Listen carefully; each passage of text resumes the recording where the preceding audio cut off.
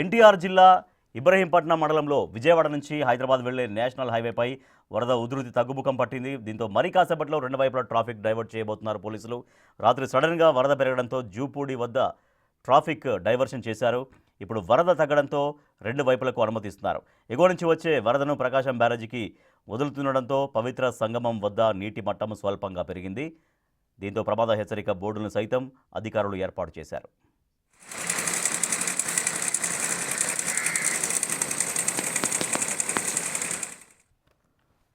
మా ప్రతినిధి రాజేష్ మరింత సమాచారం ఉంది. సార్ రాజేష్, నిన్న ఇబ్రహీంపట్నం తర్వాత చుట్టుపక్కల ప్రాంతాల్లో ఎంత తీవ్రంగా వర్షపాతం నమోదైంది? అక్కడ వాతావరణ అధికారులు ఇంకా ఎటువంటి అలర్ట్స్ ఉన్నాయి ఇప్పుడు ఆ చుట్టుపక్కల ప్రాంతాలకి?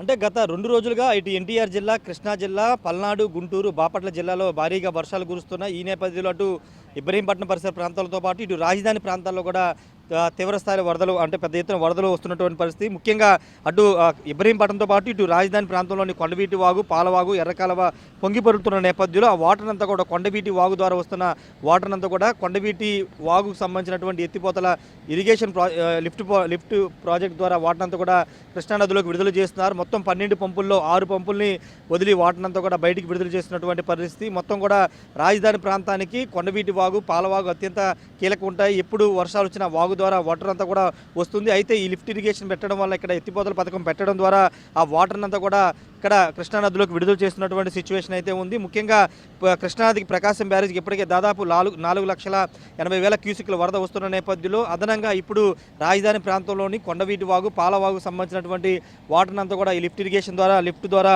వాటర్ అంతా కూడా బయటికి విడుదల చేస్తున్నారు. ముఖ్యంగా ఒకసారి మన ప్రకాశం బ్యారేజ్ వద్ద ఉన్నటువంటి తాజా పరిస్థితి కూడా మనం చూడవచ్చు. 4,80,000 క్యూసిక్ల వరద నీరు ప్రస్తుతం వస్తున్నటువంటి సిచ్యువేషన్ ఉంది. ఒకసారి కొండవీటి వాగుకు సంబంధించినటువంటి అంశంలో ఇక్కడ స్థానిక రాజధాని ప్రాంత వాసులు వాళ్ళతో మాట్లాడదాం.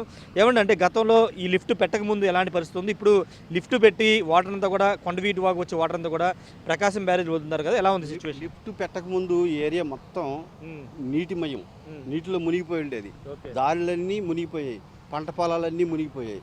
ఈ లిఫ్ట్ ఇరిగేషన్ పెట్టడం వల్ల చాలా ఉపయోగం ఉంది. రాజధాని ముంపు ప్రాంతం అలాంటి పరిస్థితి లేకుండా ఇప్పుడు రోజుకు 5,000 క్యూసెక్లు బయటకు వదులుతున్నారు. ఇంకా ఒక 8-9 పంపులు ఇంకా రెడీగా ఉన్నాయి ఎత్తిపోయటానికి. ఎలాంటి ప్రమాదం లేకుండా చేస్తున్నారు అధికారులు. ఇంతవరకు ఓకే. ఆ పైనుంచి కూడా ఎక్కువ వాటర్ వస్తుంది. 4 లక్షల చిల్లరే 5 లక్షల వరకు సుమారు అంటున్నారు. ఏది ఏమైనా సరే ఈ ముంపు ప్రాంతం నుంచి చాలా ఉపయోగకరమైనటువంటిది ఈ కొండవీటి వాగు. రైట్, అందులో ఎలాంటి సందేహం లేదు. ఇది ఎలా అంటే గతంలో కంటే ఇప్పుడు ప్రస్తుతం చాలా సేఫ్టీ ఉందని చెప్తున్నారు. గతంలో కొండవీటి వాగుకి వరద వస్తే కొంత ఇబ్బందులు ఎదుర్కొనే వాళ్ళు ఇప్పుడు లిఫ్ట్ పెట్టడం ద్వారా పూర్తిస్థాయిలో కొంత సేఫ్టీగా ఉన్నామని కూడా ఇక్కడ ఉన్న ప్రాంతవాసులు అయితే చెప్తున్నారు.